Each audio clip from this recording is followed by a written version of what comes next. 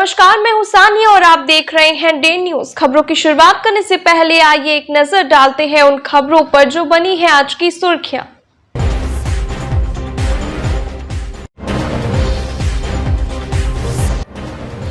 चाचा के श्राद्ध में आए भतीजे की चली गई जान, मच गया हाहाकार, पूरे गांव में मातमी माहौल।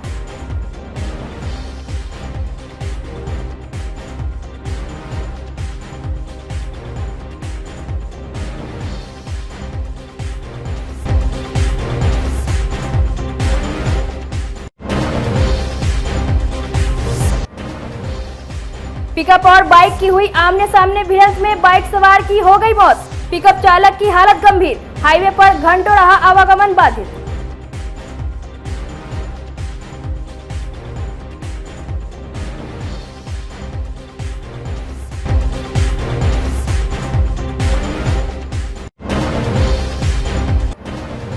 और खटाल में दूध के बदले विदेशी शराब मिलने पर पुलिस वाले हो गए हैरान। तहखाना बनाकर छुपाए गए थे कई कार्टन।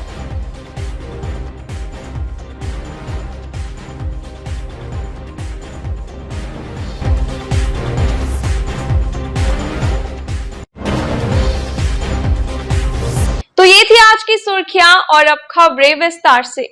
मुजफ्फरपुर के औराई थाना क्षेत्र के गोपालपुर में मंगलवार की सुबह पिकअप और बाइक की आमने सामने जबरदस्त भिड़ंत हो गई। घटना में बाइक सवार की मौके पर ही मौत हो गई, वहीं पिकअप भी अनियंत्रित होकर हाईवे पर पलट गई। पिकअप चालक भी गंभीर रूप से जख्मी हो गया। मौके पर भीड़ जुट गई। पुलिस ने शव को पोस्टमार्टम के लिए भेज दिया, वहीं चालक को एसकेएमसीएच में भर्ती करवाया। क्रेन मंगवाकर पिकअप को हाईवे से हटवाई गई। मृतक की पहचान सीतामढ़ी के मोरसन माधव नगर निवासी सत्येंद्र कुमार के 20 वर्षीय पुत्र अनिकेत भारद्वाज के रूप में हुई है। वो मुजफ्फरपुर से अपने घर जा रहा था। औराई थाना अध्यक्ष रूपक कुमार ने बताया कि पीड़ित परिवार को सूचित कर आगे की कार्रवाई की जा रही है। अभी आए, अभी देखे पता चला कि आ रहे थे शायद औराई साइड से पिकअप वाले, तो मिर्जापुर के हैं। अच्छा। और बाइक पिकअप वाले कहाँ के हैं? मिर्जापुर के। ये मिर्जापुर, बसंत मिर्जापुर। और बाइक वाले का कुछ खबर पता चला? सैदपुर का पता चला, सैदपुर का। सैदपुर का अभी तुरंत आया, पता चला कुछ कहाँ का ही व्यक्ति है? तो बता रहा है सैदपुर बार उसका परिजन आ रहा है। अच्छा, उसका परिजन आ रहा है। ये तो बसंत का था पिकअप वाले। अब पिकअप वाले बसंत का था। औराई थाना से आप लोग? हाँ जी, औराई थाना से। देखिए कई आदमी का हुआ है ये व्यवस्था? ये मला जो हुआ है ना जी, तो इधर से आ रहा था, पिकअप उधर से आ रहा है। आप यहीं पे थे क्या? ना, हम यहाँ आज पता चला है ना, अभी आए हैं तो। और एक और कोई बाइक वाला चला गया है क्या? ना, वो गया है नहीं, उसका मतलब अथी याद खो गया, वो ज्यादा बेचैनी में। हाँ। तो उसको सेवा करने के लिए पब्लिक ले गया है। मृत्यु एक ही आदमी का हुआ है। और वो पिकअप के ड्राइवर को भी कुछ हुआ है? हाँ, पिकअप के ड्राइवर के बोल रहा है कि पैर टूट गया है, उसको मेडिकल लेगा। पैर टूट गया। और इसके बारे में कुछ पता चला आपको कहाँ का है? सैदपुर के बता रहा है। मुजफ्फरपुर के श्राद्ध के भोज के दौरान एक युवक करंट के चपेट में आ गया। लोगों ने उसे अस्पताल में भर्ती कराया, जहां स्थिति नाजुक होने की वजह से डॉक्टर ने रेफर कर दिया। परिजनों ने उसे निजी अस्पताल में भर्ती करवाया, जहां इलाज के दौरान उसकी मौत हो गई। घटना औराई थाना क्षेत्र के सनभुताडीह की है। मृतक की पहचान 30 वर्षीय राकेश कुमार के रूप में की गई है। बताया गया कि राकेश दिल्ली में रहता था। राकेश के चाचा का देहांत हो गया था। उन्हीं के श्राद्ध कर्म में गांव आया था। भोज के दौरान ही वह करंट के चपेट में आ गया। घटना के बाद से परिवार में कोहरा मचा हुआ है। क्या घर है? क्या नाम है घायल का? राकेश सर है। क्या हुआ है? सर इसको करंट लग गया, डेथ कर गया, मर गया। और आज हॉस्पिटल में लाए थे। क्या कहे डॉक्टर साहब? डॉक्टर साहब बोले एक्सपायर हो गया। एक्सपायर। कितना साल का है? उम्र कितना है? 36 साल। 36। बाल बच्चा भी है? 5 बच्चे हैं। 5 बच्चा। कौन कौन है बच्चा? बच्चा है 3 लड़की है, 2 लड़का है। लड़का सबका क्या नाम है?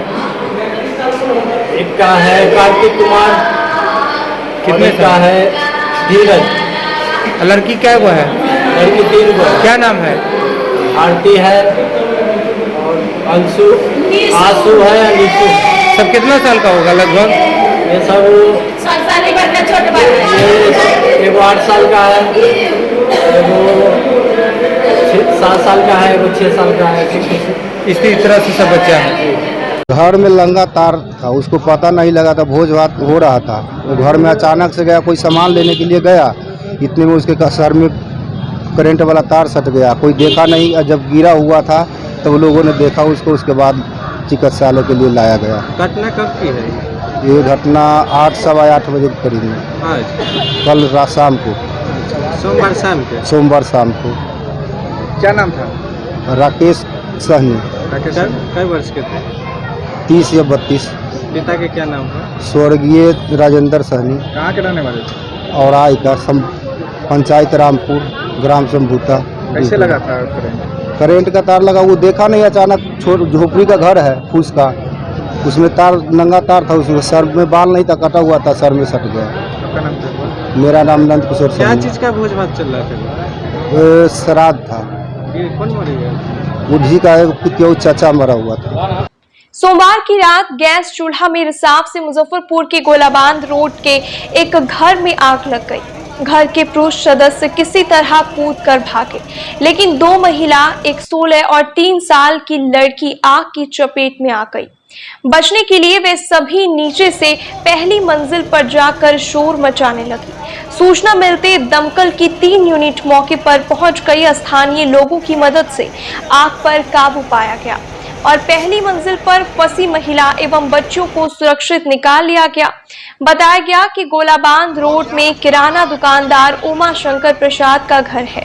घर के आगे का हिस्सा खपरेल और पीछे पक्का 2 मंजिला मकान है। गैस चूल्हे पर उमा शंकर प्रसाद मीट बना रहे थे। इसी दौरान रिसाव से आग लग गई। आग फैली तो वे कूदकर बाहर निकल गए। घर में पत्नी, बेटी, भाभो और उसकी 3 साल की बेटी आग में घिर गए। कुछ युवकों ने खपरेल पर चढ़कर पहली मंजिल पर फंसी महिलाओं को निकालने का प्रयास किया, लेकिन सफल नहीं हुए। नगर थानेदार विजय कुमार सिंह ने बताया कि सभी आग से सुरक्षित निकाल ली गई। गृह स्वामी नुकसान का आकलन कर रहे हैं। क्या आपको सूचना मिली? अभी सूचना मिले जो मासागर जी घर में आग लग गया है, वही खाना वाना बना रहे थे, उसी से पाइप लीक हुआ, उसी से हो गया। क्या मैंने कितने लोग अंदर फंसे हुए? 3 आदमी फंसे हुए थे, भगवान के पास से बच गए हैं। यहाँ के समाज लोग जो है उन लोगों को अति कर लिए हैं। फायर ब्रिगेड के गाड़ी भी आ गया टाइम पर और प्रशासन भी आ गई यहाँ पर। कितनी गाड़ी काम की है? यहाँ पर 2 गाड़ी आया था। कितना देर लगा है आग बुझाने में? आग लग जाएगा वही लगभग हमको लगता है 1 आध घंटा लग ही गया होगा। बाकी इनको क्षति काफी है, सामान मन सब जल गया है इनका। बतौर निगम पार्षद है, आपकी तरफ से क्या सहायता मिलेगी? हम लोग निगम से, प्रशासन से मांग करेंगे कि इनको सहायता हम लोग दिलवाएंगे। इनको जो होगा इनके घर के लिए हम लोग मांग करेंगे कि इनके आवास योजना, इन्हें क्या है आवास योजना से इनको घर बनाने का हम लोग प्रयास करेंगे। कैसे आग लगी? गोलाबांद रोड में सत्यनारायण प्रसाद उमाशंकर प्रसाद साहब जी के मकान में जो है वो सब्जी बना रहे थे। एक बैग जो है गैस के पाइप में आग लगा है और पूरा दनक गया है। बहुत क्षति है, बहुत सामान जल गया है उनका और सारे मोहल्ला वाले। उसके बाद अग्निशामक भी आए हैं, थाना से भी लोग आए हैं। काफी क्षति हुई है। ये है कि कोई जान माल की क्षति नहीं हुई है, लेकिन संपत्ति की काफी क्षति हुई। हमको सूचना मिला कि यहाँ पर मैंने कि गोलाबांद रोड जो बोलते हैं महिला थाना के सामने, तो यहाँ पर मकान में आग लगी है। इसमें हम लोग पहले छोटा गाड़ी भेजे, फिर तुरंत में हुआ कि नहीं बड़ा गाड़ी है, तो फिर बड़ा गाड़ी भी भेजे और भी एक गाड़ी जो भेजे। 3 गाड़ी का कंट्रोल से आग, उसमें बच्ची फंसा हुआ था, उसकी बच्ची निकाल दी। आग लगने का मुख्य कारण कुछ पता चला है क्या?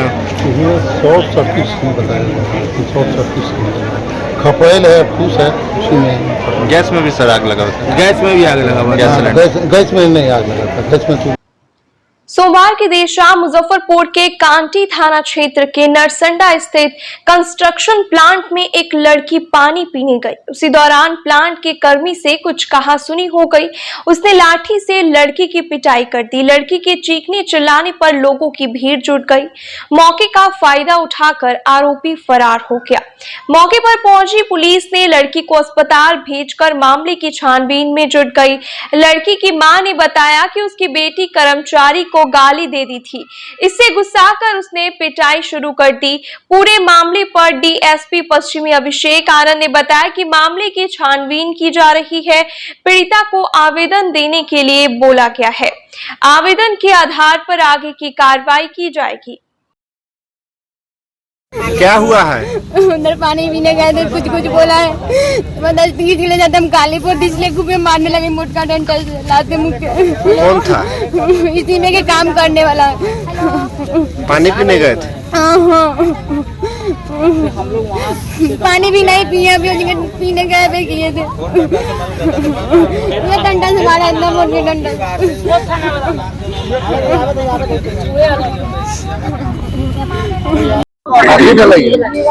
मेरा ये बग्गा में लेकिन हम घर से भाई तो हमरा भी अलग खोजे मम्मी कह के हमको जब मम्मी पानी पियल तो हो गया हम पानी पी के निकल गए, ऐसे खड़ा हो गए और लड़का वाला हंसवा वाला खड़ा है और ओने से अलग है क्या बोली आ कह के हाथ घिस जाने लगा। आप 2 लाख से मारे लगा लड़का पानी पिए के लिए भैंसी हम अपना चीज जिया के चलवाई थे ओहो में ना उकारी भैंसी बांधल का भी है भैंसी बांधल के हम रहे हम के मम्मी बेटी है वो नीरज इनके के मालिक के भतीजा है काम नहीं का मालिक का भतीजा है हम जानते हैं। हाँ मालिक सब आए रखे माफी मांगे मालिक हमको माफी न मांगे बोला लगा वो लेखा पिटवाई तो माफी मांगे बोला ना बोलो हुआ के माफी मांगे बोला माफी मांगे का भेजा। देखिए यहाँ हुआ क्या है कि एक लड़की के साथ मतलब जो मारपीट का मामला हुआ है, हम यहाँ के स्थानीय पार्षद हैं और हमें इन्फॉर्मेशन हुआ है कि पानी पीने के लिए कैंपस में आई है। पता नहीं क्या आर्गुमेंट हुआ नहीं हुआ हमको ये नहीं पता है। अब जैसा वो बताया पक्ष वो सुने हम, अगर इसके तरफ से कोई घटना नहीं होता तो इसको सामने आकर के फेस करना चाहिए कि हम कुछ नहीं किए हैं। जब वो लड़की दिखा रही थी पूरा उसका पीठ पूरा एकदम लाल था, मोटा लाठी से मारा। वहाँ जितने भी मतलब ग्रामीण सब घास कर रही थी, बकरी चरा रही थी, वो सब आकर के हल्ला किए। उधर से मतलब चारों तरफ पूरा ग्रामीण एरिया जैसे दौड़ करके लोग आया है, सब बचाव हुआ है, पूरा जांग वगैरह सब खुल गया उसका, मतलब वो उठ नहीं पा रही थी। कितना बजे ये यही लगभग 1 घंटा पहले का है, 5 साढ़े 5 का। जी। क्या कुछ इसमें हुआ? प्रशासन आई थी? प्रशासन इससे पहले आई है। अब उनके बीच में क्या बात हुआ इस प्लांट वाले के साथ वो हम लोग कुछ स्पष्ट पता नहीं चला। गंभीर रूप से जख्मी है बच्ची? हाँ बच्चे गंभीर रूप से जख्मी है। अभी कहाँ ले जाया गया? अभी उसको पीएचसी ले गया गया है। फिर उसके बाद हाँ फिर उसके बाद आएगा जो प्रक्रिया उनके पेरेंट्स करेंगे। बाकी सारा ग्रामीण है, ग्रामीण देखे वही लोग बचाए हैं। अगर वो लोग नहीं होते तो शायद हो सकता तो कुछ ज्यादा भी हो जाता। जिसके द्वारा मारपीट किया गया है उसकी पहचान हुई है? हाँ उसकी पहचान हुई है नीरज कुमार के रूप में। अच्छा, बातचीत यहाँ के जो नहीं जो लोकल लोग यहाँ के हैं ठीक है वो बताया है कि उसका नाम नीरज है। वैसे हम तो व्यक्तिगत ना फेस से जानते हैं ना नाम से जानते हैं, हम देखे ही नहीं, बस हमको पता चला हम यहाँ हैं। जब देखे हैं तो सामने में व्यापक रूप में वो जख्मी थी, उसको पीटा गया था और एक बच्ची को इस तरह से नहीं मानना चाहिए। बिहार विश्वविद्यालय के कुलपति सहित 4 अधिकारियों के खिलाफ बीती अनियमितता को लेकर दर्ज किए गए एफआईआर के विरोध में बीते 4 दिनों से यूनिवर्सिटी में हड़ताल चल रहा था। इस मामले को लेकर यूनिवर्सिटी के तमाम कर्मचारी, शिक्षक और छात्र संघ के नेता धरना पर बैठे थे। छात्र छात्राओं की परेशानी को देखते हुए कुलपति शैलेंद्र कुमार चतुर्वेदी ने तत्काल हड़ताल को खत्म करने का ऐलान किया। कुलपति ने बताया कि विश्वविद्यालय के सत्र को सुधारना चाहते हैं, ऐसे में इस हड़ताल से परीक्षाएं और सत्र प्रभावित हो रही थी। तमाम छात्र नेता, शिक्षक और कर्मचारियों को कहा कि वे धरना खत्म करें। 11 को जेपी जयंती है, ऐसे में 12 अक्टूबर से यूनिवर्सिटी में काम शुरू हो जाएगा। छात्र ही हैं जो कि किसी विश्वविद्यालय की पूंजी होते हैं। किसी विश्वविद्यालय की पहचान उसके छात्र ही होते हैं। छात्र जितना उन्नत करेंगे विश्वविद्यालय का नाम उतना ही अच्छा आगे जाए। तो मैंने इन सभी लोगों को बुलाया और कहा, इन लोगों से विनती की मैंने इन लोगों से विनती की, क्योंकि इस उम्र में जल्दी कोई चीज़ समझ में नहीं आती, भावनात्मक होता है। मैंने विनती की कि आप लोगों के हित को देखते हुए एक अभिभावक के तौर पर मैंने ये निर्णय लिया है, ध्यान रखिएगा शब्दों पर। छात्र शक्ति अभी भी आंदोलन के लिए एकदम पूर्णतः तैयार थी, लेकिन अभिभावक के नाते, कुलपति होने के नाते मुझे ये सोचना है कि उनका भविष्य किसमें है। तो मैंने एक तरफा फैसला उनको सुनाने के लिए बुलाया था कि मैं आप लोगों से कह रहा हूँ कि आप लोग जाइए अपने अपने कक्षाओं में, अपने अपने वर्ग में पढ़ाई कीजिए, अपना भविष्य उज्जवल कीजिए, बिहार का भविष्य उज्जवल कीजिए, देश का भविष्य उज्जवल कीजिए। फिलहाल कोई मैंने विकल्प भी नहीं दिया उनको, बात नहीं माननी है। मैंने कहा मैं अभिभावक के तौर पे ये डिसीजन ले रहा हूँ, आप ही मानो। सख्ती कार्य से शुरू हो जाएंगे निश्चित तौर पर, क्योंकि आप देखें, क्योंकि इसमें सफ़र कौन करेगा? केवल छात्र। जो परीक्षाएं रद्द हुई थी वो सब, वो सारी चीज़ें, ये मेरा वादा है, मैं अपने वादे से कभी नहीं हटता भी। जो परीक्षाएं डिस्टर्ब बीते कुछ दिनों में हुई है, बिल्कुल होंगी, नियमतः सबको बता दिया जाएगा। जो अब तक परीक्षाएं जो अगली शेड्यूल थी उसी शेड्यूल पर होंगी, जो परीक्षाएं नहीं हुई हैं तो उन परीक्षाओं के लिए बाकायदा समय सारणी निश्चित की जाएगी। एक चीज़ और मैं चाहूँगा, आप लोग इस बात को बता दें कि परीक्षाएं सुचारू रूप से चल सकें, इसलिए हम अपने वरिष्ठ शिक्षकों से भी अनुरोध करते हैं कि वो इन्विजिलेटर के तौर पे काम करें, क्योंकि उनके क्लासरूम में जाने से डिग्निटी मेंटेन होती है, छात्र डिसिप्लिन में रहेंगे और परीक्षाएं सुचारू रूप से चल सकेंगी। कल की तारीख में कोई मेमो या किसी छात्र के अटेंडेंस के बारे में कोई बात होती है तो कम से कम उस सीट पे ये रहेगा कि हम उसकी संख्या में फला वरिष्ठ टीचर थे, कमांडेंट टीचर थे, तो बताएंगे कि साहब यहाँ पे ये गलत था, ये सही था। उनसे उम्मीद की जाती है कि वो लोग अपनी ड्यूटी करेंगे, छात्र उसमें सहयोग करेंगे। इन्विजिलेशन की जहाँ तक बात थी वो मैंने बताया आपसे, तो वही शिक्षक जाएंगे। साथ साथ इवेल्यूशन के लिए भी हम चाहेंगे कि जल्दी से जल्दी इवेल्यूशन के कार्य संपन्न कराए जा सकें और उसमें भी हमारे वरिष्ठ शिक्षकों की भागीदारी नितांत आवश्यक। ये अच्छी बात है कि हमारे विद्वान कुलपति ने पहल करके और छात्र हित में यह कदम लिया है कि हड़ताल वापस हो, ऐसा उन्होंने कहा है। कैंपस में विद्यार्थी आ रहे हैं, बहुतों की परीक्षाएं हैं, तो उन लोगों को समझाना या हड़ताल के कारण जो एक विभ्रम की स्थिति बनी हुई थी, वह जो संशय के बादल थे वो छट गए हैं। और हम लोग भी चाहते हैं कि विद्यार्थी आए कैंपस में, उनका काम हो, क्लासेस हो। और ये बड़ा अभी समय है CBCS का, तो इसमें कई एग्ज़ाम्स होने हैं, बच्चों का सिलेबस पूरा करना है। तो हम वाइस चांसलर महोदय के इस कदम का बहुत बहुत स्वागत करते हैं। देश का विपक्ष चाहे जितना भी जुगत कर ले, लेकिन आगामी लोकसभा चुनाव में फिर तीसरी बार देश का PM नरेंद्र मोदी ही बनेंगे। देश के विपक्ष के पास ना कोई नीति है और ना ही इनका नीयत साफ है। केवल देश के सत्ता पर काबिज होना इनका एकमात्र उद्देश्य है, जिसे इस देश की जनता कभी सफल होने नहीं देगी। मंगलवार को मुजफ्फरपुर के पारू विधानसभा क्षेत्र के लालू छपरा गांव में जनसंवाद कार्यक्रम के तहत भाजपा नेता पूर्व मंत्री अजीत कुमार ने ये बातें कही।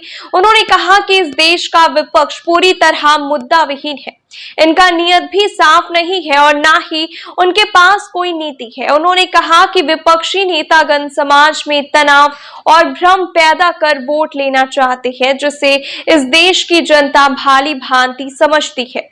उनका मंसूबा कभी सफल नहीं होगा। उन्होंने कहा कि मुजफ्फरपुर में होने वाले अमित शाह की रैली में 2 लाख से अधिक लोग शामिल होंगे। मौके पर उपस्थित निखिल निशांत, वीरेंद्र ठाकुर, जिला परिषद सदस्य विपिन शाही, विजय सिंह, मोहम्मद शमीम, सरोज सिंह, मुखिया प्रतिनिधि दीपक यादव सहित कई अन्य नेताओं ने भी सभा को संबोधित किया।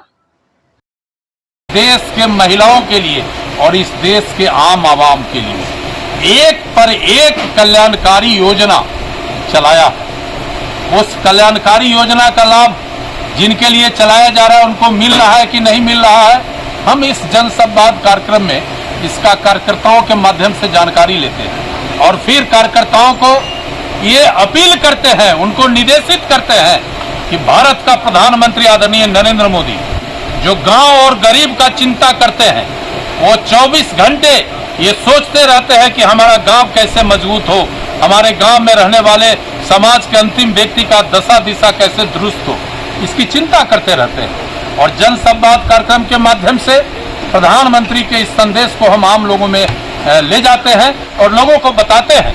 लोगों में प्रधानमंत्री के प्रति काफी विश्वास हुआ है। जब लोग ये चर्चा करते हैं, किसान कहते हैं कि हमको किसान सम्मान निधि मिल रहा है, गरीब तबके के लोग कहते हैं कि हमको मुफ्त में अनाज मिल रहा है, हमारे समाज के जो कमजोर लोग हैं वो कहते हैं कि 5 लाख का मुफ्त में इलाज मिल रहा है, हमारी गांव की बेटी कहती है कि हमें सुकन्या योजना का लाभ मिलता है, गांव के बुजुर्ग कहते हैं कि हमको अटल पेंशन योजना का लाभ मिल रहा है।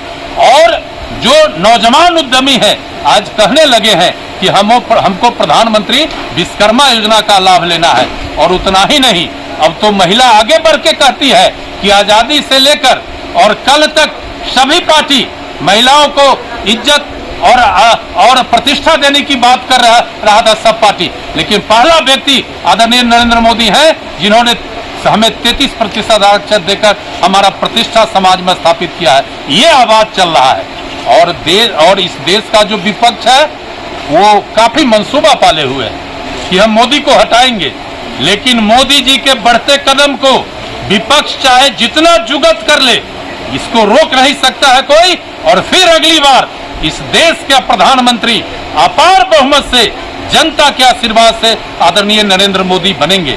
और आज हमने प्रधानमंत्री के द्वारा जो चलाई जा रही योजना है उसके बारे में तो जानकारी दिया ही है। लोगों से एक और अपील किया है कि नवंबर के प्रथम सप्ताह में हमारे देश के यशस्वी गृह मंत्री आदरणीय अमित शाह जी मुजफ्फरपुर आ रहे हैं। हमें उनका जोरदार स्वागत करना है। उन्होंने कश्मीर से 370 धारा हटाया, उन्होंने आंतरिक लोकतंत्र इस देश में बहाल किया, उन्होंने विदेशी ताकतों को कमजोर करके आतंकवादियों को कमर तोड़ने का काम किया। इसलिए हमारे धरती पर आदरणीय अमित शाह आ रहे हैं नवंबर में, हम उनका जोरदार स्वागत करेंगे और उस समारोह को ऐतिहासिक बनाने के लिए भी हम लोगों से अपील किया है। लोगों में भारी उत्साह है। वही दूसरी ओर बिहार का जो ये दो तिक्रमी जोड़ी लालू जी और नीतीश जी का, जो बिहार में जातीय गणना के नाम पर समाज के कमजोर वर्गों का संख्या घटाकर केवल अपने कुर्सी के लिए मात्र 2 जातियों का संख्या बढ़ाकर एक भ्रम और तनाव का जो स्थिति पैदा किया है, हम दोनों तिक्रमी नेताओं से कहना चाहते हैं कि आपका मंसूबा कभी सफल नहीं होगा। जिस व्यक्ति को आप ठगने का कोशिश किए हैं वो भी समझ गया है कि हमारा संख्या कम करके मेरे अधिकार पर नीतीश और लालू ने हमला किया है। इसलिए आने वाले दिन 2025 में भी बिहार में आदरणीय प्रधानमंत्री नरेंद्र मोदी के आशीर्वाद से फिर एक बार भारतीय जनता पार्टी का सरकार बनेगा और अगली बार 24 में फिर देश में मोदी सरकार बनना तय है। शराब के अवैध कारोबारियों ने हैरान कर देने वाले तरकीब अपनाकर पुलिस की आंखों में धूल झोंकने का प्रयास करने लगे हैं। मुजफ्फरपुर के एक मवेशी खटाल में दूध के बदले शराब निकलने लगी। सदर थाना क्षेत्र के लीची गाछी में बने मवेशी के खटाल में तहखाना बनाकर भारी मात्रा में विदेशी शराब छुपाकर रखा गया था।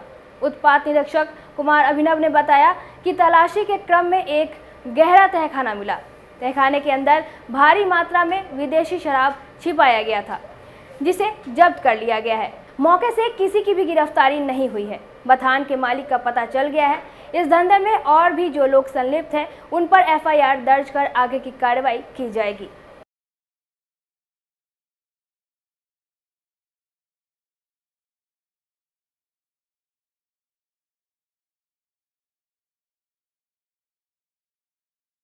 सदर थाना अंतर्गत दोपहर के समय एक बथान में एक गुप्त तहखाना बना हुआ था जो काफ़ी गहरा था।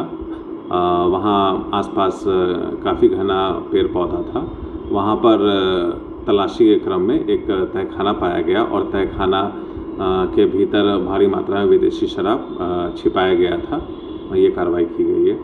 एफआईआर वगैरह ऊपर चिन्हित कर हाँ, चूँकि बथान है तो बथान के मालिक का नाम पता है और इसमें अन्य लोग जो जुड़े हैं उनके नाम को भी पता किया गया है और एफआईआर की जा रही है।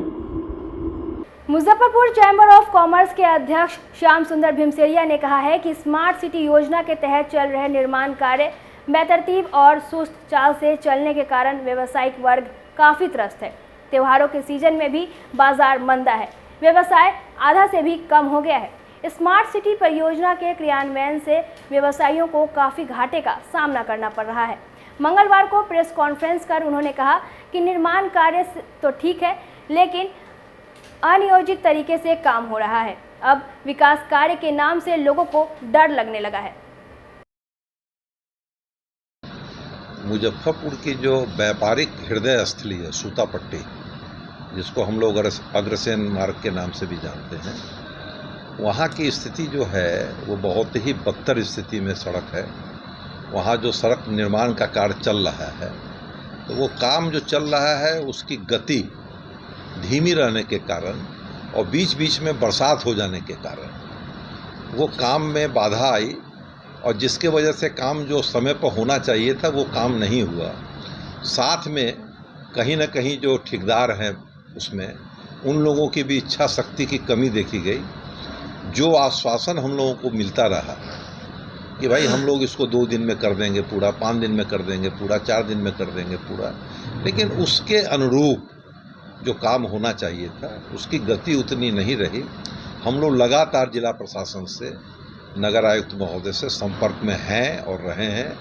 हम लोग शनिवार को डीएम साहब से भी जाकर मिलके अपनी व्यथा को बतलाए हैं और निश्चित रूप से डीएम साहब ने बहुत ही सकारात्मक पहल की और सकारात्मक पहल का परिणाम यह रहा कि उसी दिन रात्रि से काम में गति आई है। और काम में जो गति आई है, लेकिन फिर भी उसके बाद भी हम लोगों का ये मानना है कि अगर शनिवार और रविवार चूँकि छुट्टी का दिन था पूरा, तो अगर उस दिन में भी अगर काम किया गया होता, रात में भी काम किया गया होता, माने उसको अगर हम लोग उसको चैलेंज के रूप में अगर प्रशासन लिया होता तो आज ये स्थिति हम लोगों के सूतापट्टी की नहीं रहती। तो कहने का हमारा तात्पर्य ये है कि किसी भी काम की आवश्यकता को देखते हुए जिला प्रशासन को प्रायोरिटी बेसिस पर काम को करना चाहिए। सामने त्यौहार का मौसम है, सूतापट्टी से पूरे उत्तर बिहार के व्यवसायी कपड़ा खरीद कर ले जाते हैं और उसका व्यापार पूरे उत्तर बिहार में होता है। आप कल्पना कीजिए कि जब सड़क चलने योग्य नहीं है या नहीं रहेगी तो कैसे व्यापारी आएंगे, कैसे हमारा व्यापार होगा। हम इस बात को लेकर चिंतित हैं। तो काम की जो अभी गति देख रहे हैं इसमें थोड़ी सी और अगर तेज़ी आ जाए तो हम लोगों को लगता है कि त्यौहार का जो मौसम है उसमें सड़कें मोटरेबल हो जाएगी, चलने योग्य हो जाएगी। क्योंकि हम लोगों ने प्रशासन को कहा है कि इसमें ढलाई करने का जो काम है, पीसीसी करने का जो काम है, वो छठ के बाद किया जाए, त्यौहार के मौसम समाप्त होने के बाद किया जाए। तो ऐसा हम लोगों ने निवेदन किया है और जिला प्रशासन ने भी कहा है कि आप लोगों के सलाह मशविरा से ही हम लोग उस काम को ढलाई करने का काम करेंगे।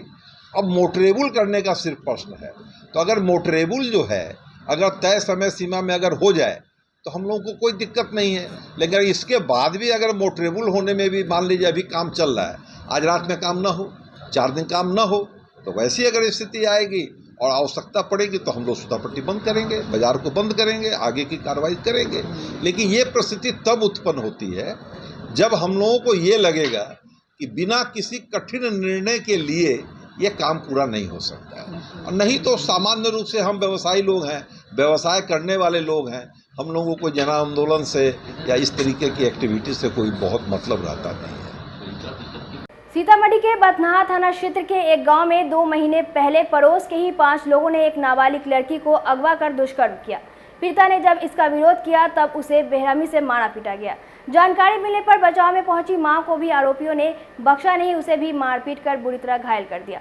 अधमरे की हालत में पीड़िता किसी तरह घर पहुंची। परिजनों ने अस्पताल में भर्ती कराया, लेकिन इलाज के क्रम में 6 दिनों के बाद पीड़िता ने दम तोड़ दिया। घटना के 2 महीने बाद भी आरोपितों की गिरफ्तारी नहीं हुई है।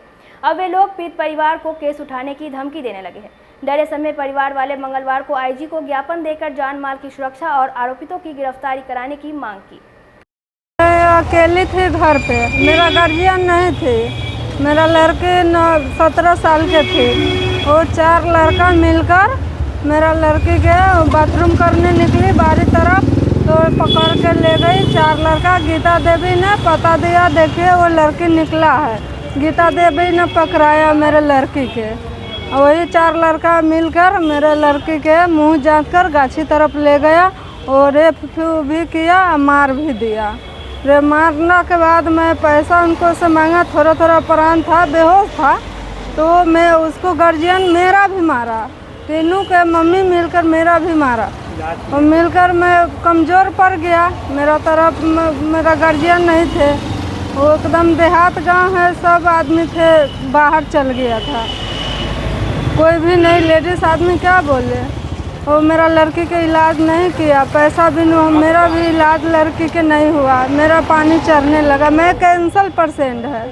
हाँ, मेरा भी कैंसर पेशेंट, 4 ऑपरेशन हुआ है। पुलिस कोई सुनवाई नहीं कर रहा है, कोई सुनवाई नहीं कर रहा है। वो बोलता है, उसको गार्जियन भी बोलता है मैं पैसा भर दिया है, कुछ नहीं करेगा। हाँ जी, कुछ नहीं कर रहा है। हाँ जी, मिले हैं। क्या बोले हैं? क्या बोला है जाइए, अब गिरफ्तारी होगा। मुजफ्फरपुर में डेंगू के मरीजों की संख्या में लगातार बढ़ोतरी हो रही है। मंगलवार को भी डेंगू के कई नए मरीज मिले।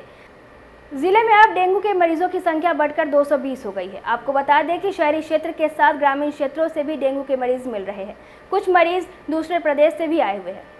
वेक्टर जनित रोग पदाधिकारी डॉक्टर सतीश कुमार ने बताया कि औराई में 14, बंद्रा में 1, बोचहा में 18, गायघाट में 6, कांटी में 29, कटरा में 6, कुर्नी में 7, मोतीपुर में 10, मीनापुर में 22, सबसे अधिक मुशहरी में 57, मड़वन में 4, पारू में 4, सकरा में 2, साहेबगंज में 4, सरिया में 3।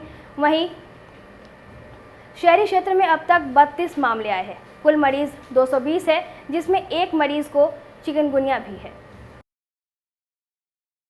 संडे के चलते तो कल रिपोर्ट ओपीडी नहीं चलने की वजह से नहीं मिल पाया था, मगर आज जो हमें रिपोर्ट प्राप्त हो रहा है उसमें आज नए केस टोटल 12 प्रतिवेदित हुए हैं। इस तरह से कुल रोगियों की संख्या जो है वो 207 था और 12 219 प्लस एक अलग जो चिकनगुनिया का हम लोग दे रहे हैं वो 220 केस टोटल प्रतिवेदित हो रहे हैं। कितने मरीज डिस्चार्ज हुए, कितने भर्ती हुए? सदर हॉस्पिटल में कोई मरीज एडमिट नहीं है। SKMCH से जो हमको प्राप्त हुआ है उसमें आज की तारीख में 18 मरीज एडमिट हैं। कुल वहाँ पे 103 मरीज ये आए थे, जिसमें से 84 को डिस्चार्ज किया जा चुका है। वो सकुशल वापस अपने घर को चले गए हैं और 18 आज की तारीख में एडमिट हैं। एक मामला है सर, जहाँ फॉगिंग हो रही है वहाँ से भी मरीज हुए हैं फॉगिंग के बाद। देखिए, फॉगिंग आज हो रहा है लेकिन इन्फेक्शन उसका पहले आ चुका होगा। डेंगू का मॉस्किटो का जो बाइट है वो पहले हो चुका होगा, और या कहीं अगर यदि उसका ट्रेवल हिस्ट्री है तो वो बाहर से उसको लेके आ रहा है। ऐसा नहीं कि डेंगू का फॉगिंग हो गया तो अब कोई नया केस आवेगा ही नहीं, वो पहले से इन्फेक्टेड है जो कि सिम्टम आज डेवलप कर रहा है। मुजफ्फरपुर में अतिक्रमण एक गंभीर घाव की तरह हो गया है, जिससे आम लोगों को काफ़ी परेशानियों का सामना करना पड़ता है। अतिक्रमण की वजह से ट्रैफिक जाम हो जाता है, जिससे स्कूली बच्चों से लेकर मरीज तक को अस्पताल पहुंचने में काफ़ी कठिनाइयों का सामना करना पड़ता है। बीते दिनों 0 माइल गोलंबर स्थित ऑटो स्टॉपेज को नगर निगम ने अतिक्रमण मुक्त कराया, लेकिन अब वहां पर दुकानदारों का कब्जा हो गया है। ऑटो वाले रोड पर ही गाड़ी खड़ी कर पैसेंजर बैठाने लगे हैं, जिससे सड़क जाम होने लगा है। ऑटो संघ के सदस्य मुकेश यादव ने कहा कि दुकानदारों ने सड़क पर कब्जा जमा लिया है, जिससे मेडिकल जाने वाले मरीजों को परेशानी झेलनी पड़ रही है। उन्होंने कहा कि 0 माइल गोलंबर को पूरी तरह अतिक्रमण मुक्त कराया जाना चाहिए। द्वारा कुछ दिन पहले दिक्कत, आज से 1 महीना पहले प्रशासन द्वारा सभी अतिक्रमण 0 माइल गोलंबर से मुक्त कराया गया था। फिर पुनः यहाँ के मार्केट मालिक द्वारा उसको फिर अपने सजा दिया गया, जिससे परेशानी बढ़ गई कि जैसे गाड़ी मेडिकल लेके जाना है सवारी को, सर्विस लाइन है वो भी जाम है, पूरे दुकान से भरा हुआ है, और रोड किनार में भी ठेला रिक्शा दुकान लगवा के गुमटी लगवा के, जिससे काफ़ी परेशानी उत्पन्न है। मेन स्टैंड हम लोग को बाजार समिति गेट पे दिया गया, वो यहाँ पर ये स्टॉप पॉइंट हम लोग को दिया गया कि 10 गाड़ी ही मात्रम ये स्टॉप पॉइंट पर लगाना है। 10 और 10 के अलावा जो भी गाड़ी है मेरा वहीं रहेगा, जो मेन स्टैंड बाजार समिति प्रशासन द्वारा दिया गया। अब यह आप लोग से आग्रह है कि मंदिर, दुर्गा मंदिर के सामने चारों तरफ देखिएगा तो आप अपनी विजिट कीजिए कि पूरे अतिक्रमण से मंदिर द्वार तक भी पूरा माने छेक लिए हुआ है, जिससे लोग को आवाजाही पूजा पाठ करने में समस्या उत्पन्न हो रही है। मेडिकल से सवारी लाने ले जाने में भी बड़ी परेशानी हो रही है। हाँ, परेशानी हो रही है कि ये लोग दुकान लगा दिए, गुमटी लगवा दिए, तो अब लोग गाड़ी हम लोग रोड पे लगाते हैं। प्रशासन द्वारा हमें पिटाई किया जाता है, चालकों को मारा जाता है। हाँ, प्रशासन द्वारा 0 माइल को मुक्त किया गया था। हाँ, फिर उसको सजा दिया गया। चाहते हैं कि आप प्रशासन द्वारा उसको फिर से रिवलाइट किया जाए, उसको मुक्त किया जाए, ताकि लोगों को आना जाना परेशानी न हो। पूजा की समय आ गई, दुर्गा पूजा है, माता रानी का पर्व है, इसलिए हमेशा रोड चौक चौराहा जो है खुला रहे, फ्री रहे, जाम की समस्या उत्पन्न न हो। ये PWD का ज़मीन है, बिहार सरकार का है। मंगलवार को मुजफ्फरपुर के स्पीकर चौक स्थित पूर्व मंत्री सुरेश शर्मा के कार्यालय में LS कॉलेज के संस्थापक बाबू लंगट सिंह की जयंती मनाई गई। समारोह की शुरुआत लंगट सिंह की तस्वीर पर माल्यार्पण कर की गई। पूर्व मंत्री सुरेश शर्मा ने कहा कि लंगट सिंह ने LS कॉलेज की स्थापना कर शिक्षा के क्षेत्र में अमूल्य योगदान दिया है। लंगट सिंह का व्यक्तित्व और कृतित्व एक अमूल्य धरोहर है। LS कॉलेज का सुनहरा इतिहास रहा है। इस वजह से मुजफ्फरपुर, वैशाली, सीतामढ़ी, समस्तीपुर, मोतिहारी ही नहीं, बिहार के दूर दराज इलाके के छात्र भी यहाँ पढ़ाई करना चाहते हैं। छात्रों को गुणवत्तापूर्ण शिक्षा सुनिश्चित कराना ही लंगट सिंह को सच्ची श्रद्धांजलि होगी। देखिए, लंगट बाबू बिहारी नहीं, पूरे देश के एक ऐसे व्यक्ति थे जो शिक्षा के क्षेत्र में बहुत सारा काम किए। मुजफ्फरपुर उनका ऋणी है। लंगट कॉलेज से लेके BB कॉलेजिएट तक की सारी ज़मीन उन्होंने दान के रूप में दिया, कॉलेज को इस्टेब्लिश किया। यहाँ तक कि बनारस यूनिवर्सिटी में भी उनका दान की चर्चा हर लोग करता है। यानी उसमें पूरे रियासत को बुलाया गया था वहाँ पर, लेकिन लंगट बाबू ने 1 लाख रुपया दिया है। उस समय का आज 1 लाख रुपया आज 10 करोड़ रुपया के बराबर से भी ज़्यादा हो सकता है। तो शिक्षा के क्षेत्र में और सामाजिक उत्थान के क्षेत्र में लंगट बाबू का नाम बहुत ही लोग स्वाभिमान से हम लोग लेते हैं। और लंगट बाबू का कॉलेज आज लगता है कि बिहार यूनिवर्सिटी वो नहीं है, लंगट बाबू का जो बिल्डिंग है वही बिहार यूनिवर्सिटी है। इस तरह का बिल्डिंग जो कितने साल पुराना हो गया, और वह बिल्डिंग आज भी एक स्मारक की तरह लगता है कि कोई बहुत बड़ा कोई चीज़ बना हुआ है। इसलिए लंगट बाबू का जो आज जन्म दिवस लोग धूमधाम से हर जगह शिक्षा क्षेत्र में लोग मना रहा है। हमारे अटल सभागार में भी शिक्षक लोग आकर के उनको अपना पुष्पांजलि अर्पित करेगा। और लंगट बाबू की चर्चा से आगे जो हमारे बिहार का या देश का जो है वो इस तरह की शिक्षा में वृद्धि हो, लोग शिक्षित बने। और लंगट बाबू की भूमिका की तरह आज भी हम लोगों का दायित्व है कि हर इस क्षेत्र में अपनी सहभागिता दें, लोगों को जिससे स्वास्थ्य लाभ मिले, जिससे शिक्षित बने, जिससे समृद्ध बिहार बने। इसी लंगट बाबू सिर्फ एक नाम नहीं है, वो एक युग पुरुष है, अपने आप में एक संस्था। और जिस समय शिक्षा बहुत ही दुर्लभ चीज़ थी, उस समय उन्होंने मुजफ्फरपुर ज़िले को लंगट सिंह कॉलेज दे करके शिक्षा के क्षेत्र में एक ज्योति जलाई, जो आज उस ज्योति से कितने प्रकाशवान हुए, कितने लोगों की ज़िंदगी बनी। एक गरीब मजदूर जो रेल लाइन पर काम करता था, उस व्यक्ति, वो खुद पढ़ा लिखा नहीं था, और उस व्यक्ति के मन में एक जुनून था। सच कहते हैं कि ये जुनून होना ज़रूरी है, और जो व्यक्ति इस जुनून के हवाले होता है वही समाज के लिए कुछ करके जाता है। तो उन्होंने एक बहुत बड़ी चीज़, एक धरोहर दिया जो न सिर्फ मुजफ्फरपुर बल्कि उत्तर बिहार के लिए एक सौगात है। ऐसे लंगट बाबू को नमन करना, इनके बारे में आने वाली पीढ़ियों को बताना, ये हम लोगों का कर्तव्य है। मैं अपने आप को बहुत भाग्यशाली समझती हूँ कि मैं उसी लंगट सिंह महाविद्यालय से मैंने अपनी पढ़ाई पूरी की है और निस्संदेह हम लोग आज जहाँ भी हैं उसमें लंगट बाबू का कहीं ना कहीं बहुत बड़ा योगदान है। मुजफ्फरपुर के कल्याणी चौक पर इस बार भी दुर्गा पूजा धूमधाम से मनाने की तैयारी चल रही है। कल्याणी परिषद दुर्गा पूजा समिति की ओर से बनाए जा रहे पूजा पंडाल और मूर्तियां श्रद्धालुओं को विशेष रूप से आकर्षित करेंगी।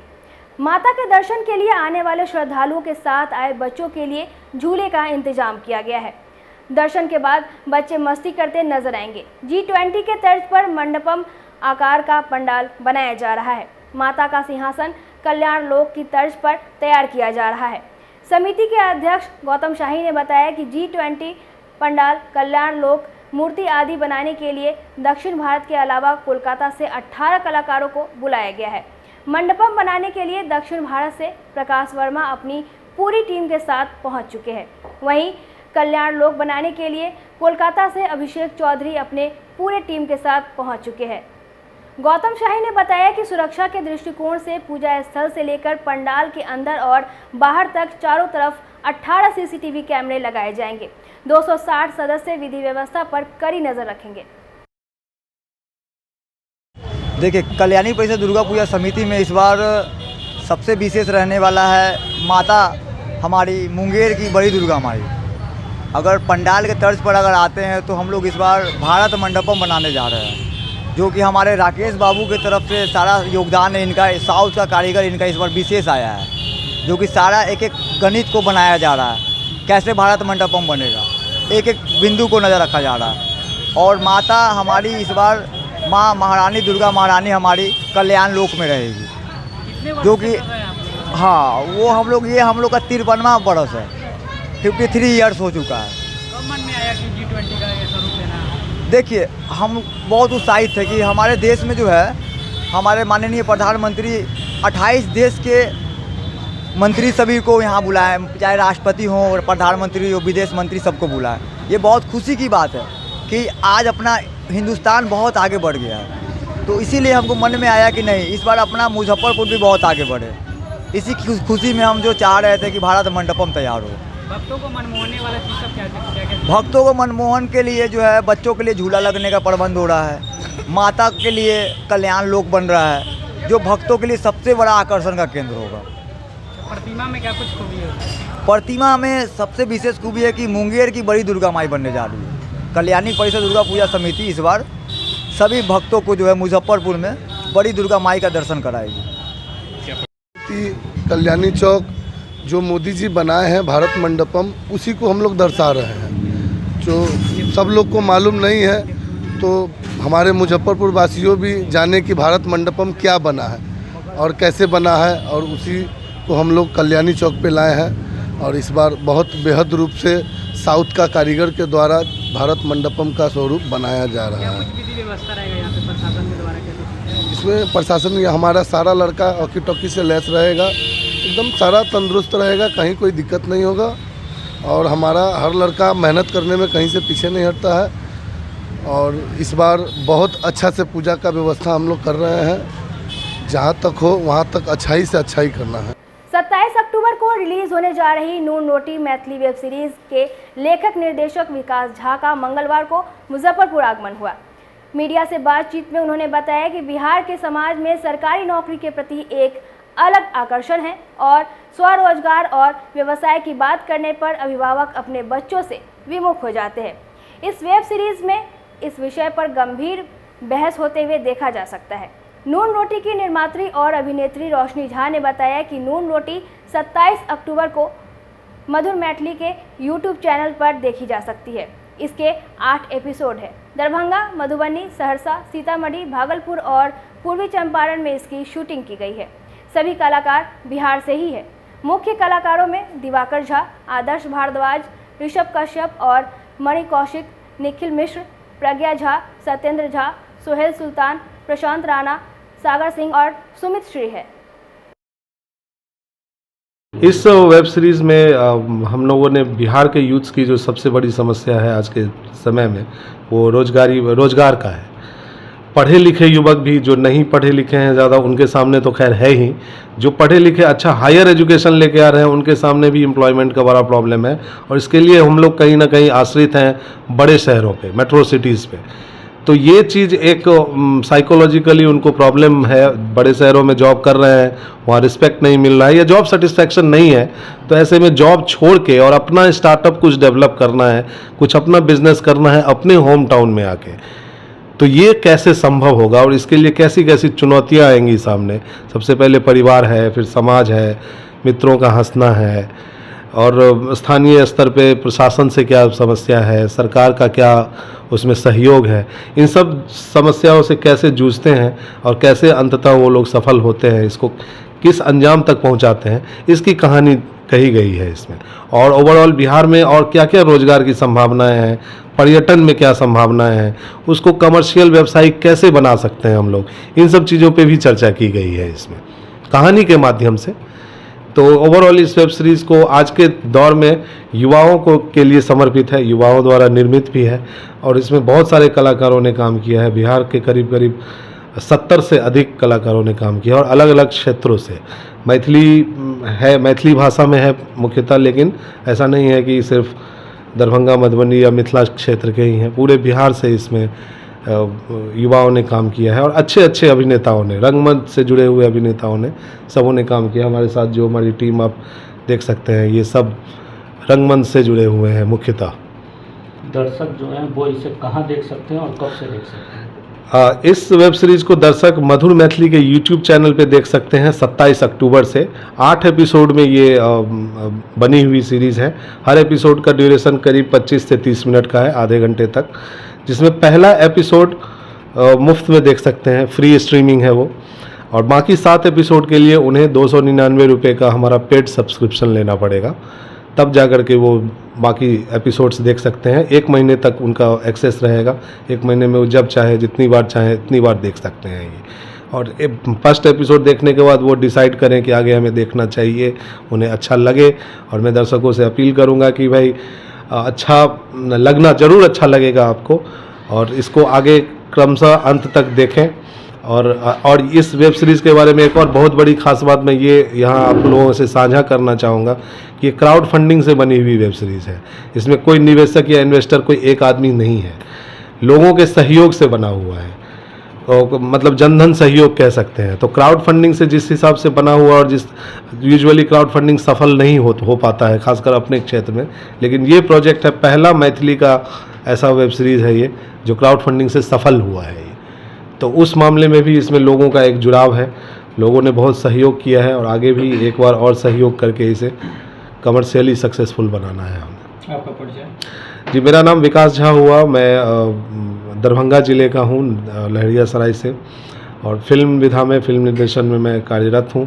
काफ़ी दिनों से मुंबई में रहता हूँ। अभी फ़िलहाल मधुर मैथिली नाम से यूट्यूब चैनल मेरा बहुत ग्रो कर रहा है, और इस पर हम लोग मैथिली भाषा में एक्सक्लूसिवली नियमित रूप से कंटेंट बना रहे हैं।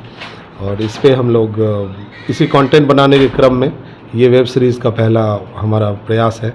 हाँ, टफ़ था, टफ़ अभी भी है। जो मतलब पहले सुनने में मिलता था कि नहीं बिहार में मूवी करना टफ़ है, ये है वो है, बहुत हमने जो भी एक हिंदी मूवीज़ भी यहाँ पे शूट हुई हैं, तो हमने उनका भी कुछ इंटरव्यू देखा, तो उन्होंने कहा था कि बिहार में मूवी शूट करना बहुत टफ़ है, मत शूट कीजिए या ऐसा कुछ। हमारे लिए भी टफ़ रहा, लेकिन उस टफ़ में टफ़ कहाँ नहीं रहता है, टफ़ तो हर जगह है। आप बिहार में करिए, आप राजस्थान में करिए, आप मुंबई में, हर जगह टफ़ है। उस टफ़ को आप इजीली कैसे बढ़ सकते हैं अपने टीम के साथ, हमने ये सक्सेस करके दिखाया है इसको। कि लगा नहीं मिथिला के अलावा हिंदी में बनाते तो ग्लोबल लेवल पे जा सकता था, क्योंकि अभी मोतिहारी मटन ऑस्कर में नहीं, ऐसा मुझे नहीं लगा कि इसको हिंदी में बनाना चाहिए था, क्योंकि हिंदी में ऑलरेडी बहुत से हैं बैठे हुए जो बना रहे हैं और बन भी रही है। तो हम अपने क्षेत्र में कब बनाएंगे, अपने क्षेत्र के लिए कब करेंगे, जब यहाँ पे हम लोग अच्छे से मतलब इजीली कर सकते हैं, अपना जगह, अपनी भाषा, अपने लोग, तो फिर यहाँ क्यों नहीं। तो इसलिए हम लोगों ने मतलब, और मधुर मैथिली हमेशा मैथिली के लिए ही डेडिकेटेड रहा है, तो मैथिली के लिए ही हम लोगों ने इसलिए इसका शुरू किया इसको।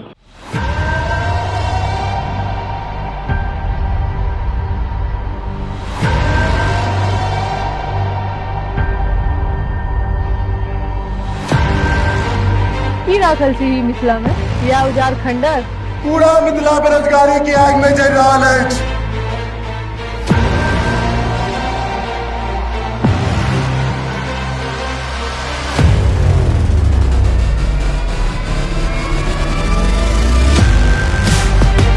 आप मिथिला के चाहिए रोजगार। You must go back to your own place and start a revolution there. आप मिथिला में चाहिए रोजगार।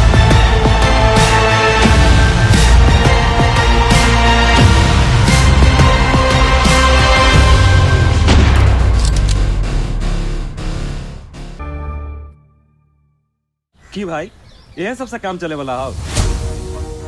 हाँ सब फंडिंग के लिए ट्राई करो। अपन सा के बिजनेस के ठीक से प्लानिंग ना हो रहा यार। की नाम रहता है की करवाई कहाँ करवाई। मुन्ना बाबू कोनो रास्ता देखियो यो।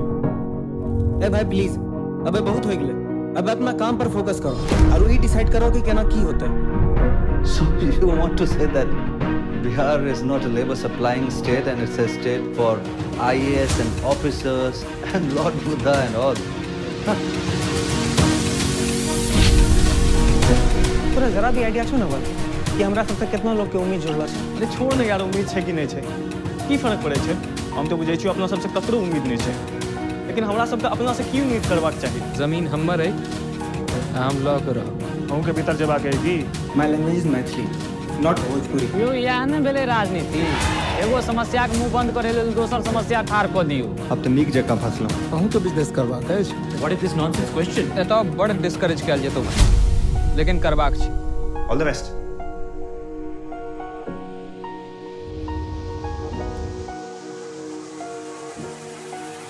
शुरू करू काज किछ नाम सोचलिए कि ना?